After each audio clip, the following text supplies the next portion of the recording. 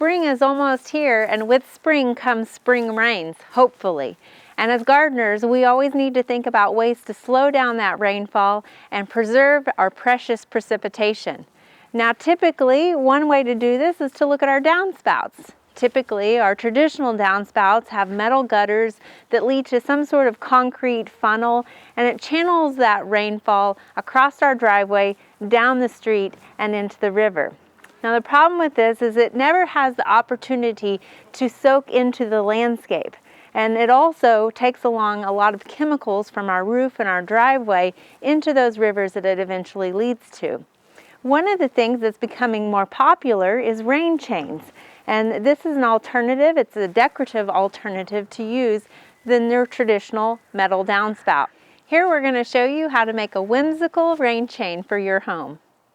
Rain chains are a great decorative alternative, and they come in a lot of different styles and also made from a lot of different materials.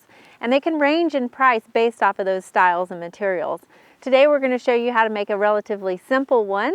You're going to need some spoons and some baling wire, and then also some additional decorative wire. You can see here we've got a good start on it. What you first want to do with your baling wire is measure the height from your eave to the ground. You know, roofs vary in height, so make sure you measure that first, and then you'll want to add about a foot to both ends of that, and that's so that we can make a loop at the ends. And we're going to do that just simply by twisting it around. It doesn't have to be anything exact. You just want to have some sort of way to hook that on the end. So now that we have one hook on one end and we've got another loop on the other end, we're ready to get started. The decorative wire that we've chosen is actually a copper wire. Now, I will say this does increase the cost just a little bit. And in fact, as we were preparing to film this segment, the cost of copper wire has gone up even more. So we've got some. You want to make sure to get a higher gauged wire.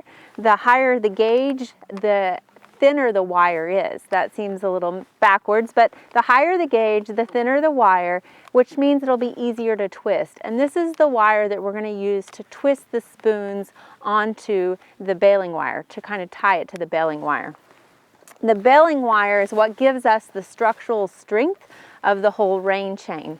So we have our baling wire, and then we need spoons. Now, any spoon will do. You can go to the thrift store and see what they have. They don't have to match, and they're relatively cheap. And you could probably do this with other silverware as well, but spoons is just what we decided to use here. So you're going to bend your spoons back on themselves, and that's, again, depending on the quality of spoon you get, that may or may not be easy, but these are relatively easy to do. So we're just going to bend those like that. We have two. Now, the one thing I would say is if you have mix match spoons, you might look at the shape of the spoon and the size of the spoon and try to match up two spoons that have similar scoops on them. So we've got our spoons ready to go. You're going to get your decorative wire and cut about 2 pieces of 6-inch wire, okay? And that's what we're going to use to tie our spoons onto our baling wire. Now, it can be a little tricky to try to hold the spoons and get this wired on. So what I've actually figured out, the best thing to do is start with one spoon and just twist this around one spoon initially. You want to twist this first wire down at the base, and that will make sure that that bowl of the spoon sits close to the baling wire. And then the next wire, we're going to twist about 1 inch from the top of the handle. If you have a spoon that flares out the whole way from the top to the bottom, then you want to make sure it's down far enough so that the wire doesn't slip off and the handle comes away from the baling wire.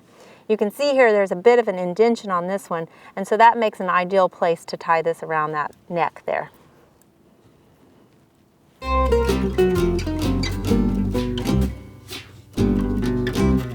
So now that we have those two tied together, we're going to then put this around our baling wire, and we're just going to keep butting our spoons up to one another. We're going to get the second spoon and lay it on the opposite side, and now we'll just twist those together.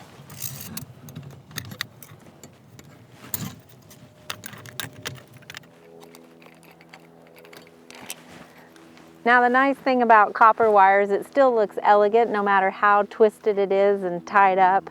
You kind of want to do it as neatly as possible, but it doesn't really matter too much. We like the contrast in the colors, and of course the copper will fade a little bit as it ages. Now we've got our hooks at both ends, our loops at both ends, and so we're ready to hang this up. As we go to hang this, we're going to need another piece of scrap metal, and we've just found this little piece here that's going to work, and really you just want something larger than the hole in the gutter. What we're going to do is push this loop up through that hole in the gutter, and then from the top side we're going to insert this through our loop, and then that's going to hold it in our gutter just like this.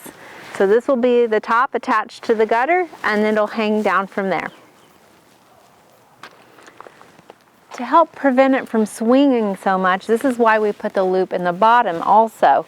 And here we have an eye hook that we're going to attach it to, and then just push that down into the ground. Or in this case, what we've got is a concrete basin that's filled with stone. Now, of course, as homeowners, we want to make sure that we're not pooling the rainfall around the foundation of our house. And so what this does is it further distributes that rainfall. As the water will trickle down this, it will disperse it a little bit, it'll hit these rocks, and then it'll flow further into this little dry creek that we have established. But all of that leads into the lawn. Rain chains are a great decorative alternative to your traditional downspouts. We hope you enjoyed this video. It's part of our Oklahoma Gardening YouTube channel. You can also find even more videos on our OK Gardening Classics YouTube channel. And join us on social media for great gardening tips, photos, and discussion.